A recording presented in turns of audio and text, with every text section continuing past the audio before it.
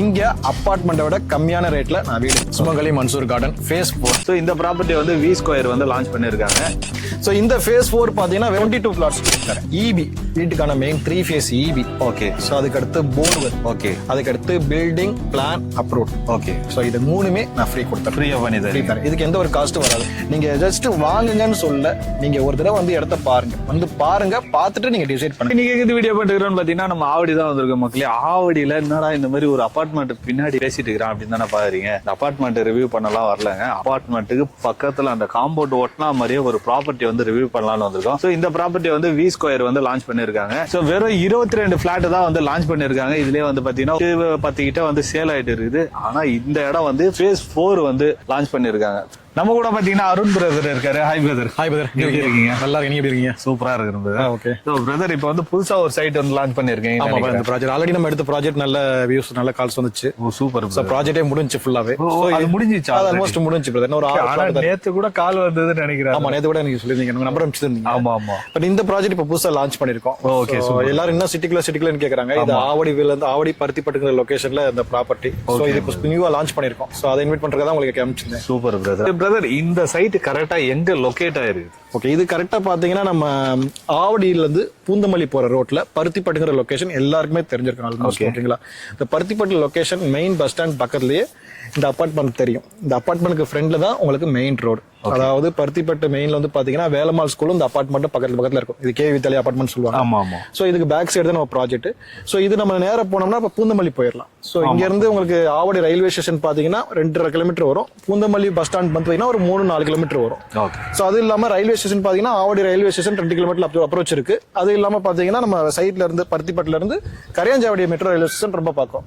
So அது ஒரு 3 kilometre நம்ம ரீச் பண்ணிடலாம். ஆல்ரெடி பாத்தீங்கன்னா இவங்க வந்து ஃபேஸ் 1, ஃபேஸ் 2, ஃபேஸ் 3 வரைக்கும் போட்டு இருக்காங்க. அந்த இடத்துல வந்து பாத்தீங்கன்னா 75 வீடு கிட்ட கட்டி வச்சிருக்காங்க. இந்த இடத்துல வந்து இடம் வாங்கும் போது நீங்க இவங்களே வீடும் கட்டி தராங்க. இதுக்கு ஆஃபர்லாம் வேற சொல்லிருக்காங்க. என்னென்ன ஆஃபர் சொல்லிருக்காங்க, எவ்வளவு பட்ஜெட்ல இருந்து கட்டி தராங்க, எவ்வளவு பர்சன்டேஜ் லோன் அரேஞ்ச் பண்ணி தராங்க முதல் கொண்டு எல்லாமே கேட்டு சொல்றேன். சோ வாங்க பிரதர். இந்த சைட் நேம் என்ன, சைட்டை பத்தி அப்படியே சொல்லுங்க. இந்த சைட் பேர் அதே சேம் தான் brother. Sumangali Mansoor garden phase 4.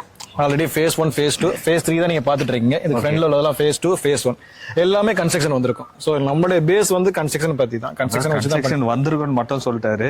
மக்கள் குடி இருக்காங்க, அதை சொல்ல மாட்டாரு பாருங்க. என்னுடைய ஒர்க் கன்ஸ்ட்ரக்ஷன் ஃபினிஷ் பண்ணி கொடுத்துட்டு உங்களுக்கு சுத்தி வீடுங்க இருக்கு, அந்த கான்செப்ட் மட்டும் சொல்லிடுறேன். சோ இந்த ஃபேஸ் 4 பாத்தீங்கன்னா வெறும் 22 பிளாட்ஸ், 22 பிளாட்ஸ். 22 தான். ஆமா, நான் எல்லா ஃபேஸ்மே பாத்தீங்கன்னா ஒரு 30-35 பிளாட் அந்த மாதிரி தான். என்னன்னா வீடு கட்டுறது நான் வந்து 100 பிளாட் 200 பிளாட் போட்டு லேண்டை மட்டும் வித்துட்டு வெளில போயிடணும் அப்படிலாம் கிடையாது.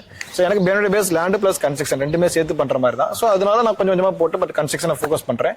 சோ இது 22 பிளாட்ஸ் தான் போட்டிருக்கேன். Okay brother. எவ்வளவு ஸ்கொயர் ஃபீட்ல இருந்து எவ்வளவு ஸ்கொயர் ஃபீட் வரைக்கும் இருக்கு? மினிமம் 600 ஸ்கொயர் ஃபீட்லயும் தரலாம் பிளாட். 600 ஸ்கொயர் ஃபீட்ல இருந்து உங்களுக்கு 800 square feet, 900, 1000, 1200.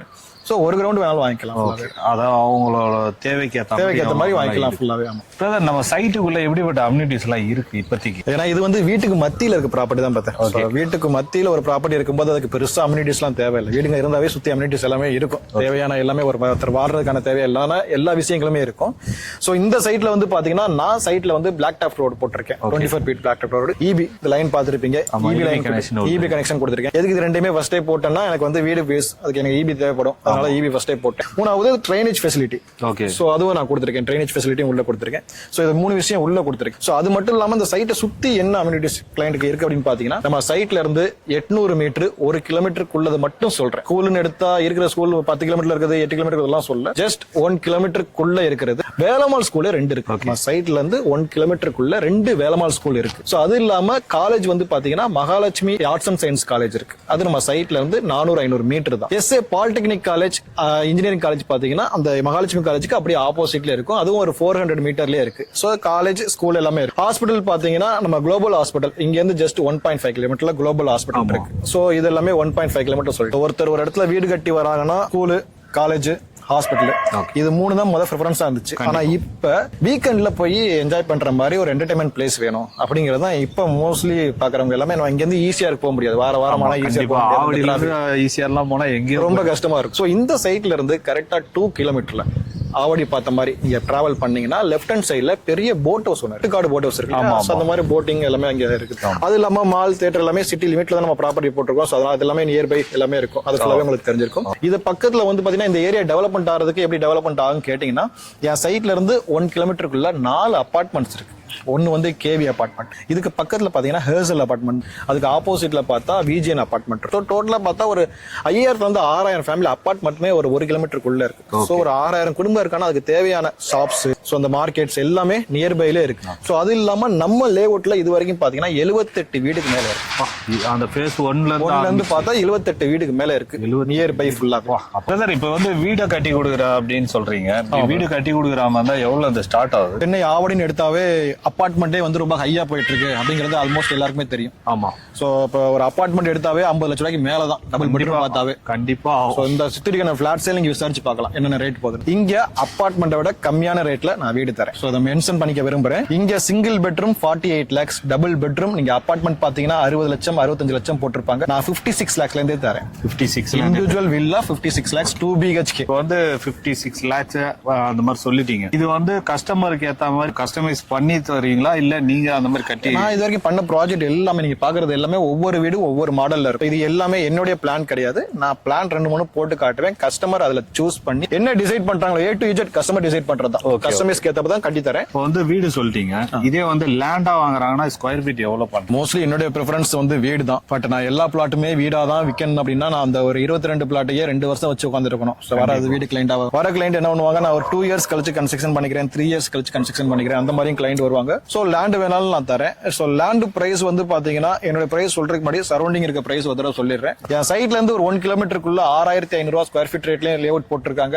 6800 square feet ரேட்லயும் layout போட்டிருக்காங்க, 6200 ஸ்கொயர் ஃபீட் ரேட்லயும் லேஅவுட் போட்டிருக்காங்க. சோ என்னுடைய ஓன் ப்ராஜெக்ட்னால நான் ஓன் ப்ராஜெக்ட் முன்னாடியே வாங்கியிருக்க இடம் அதை வந்து பார்ட்டா பிரிச்சு நான் phase 1 phase 2 சேல்ஸ் பண்றேன். என்னுடைய ஓன் ப்ராஜெக்ட்னால இதோட பர் ஸ்கொயர் ஃபீட் ரேட் 5999 ரூபாய். 5999 நான் தரேன்.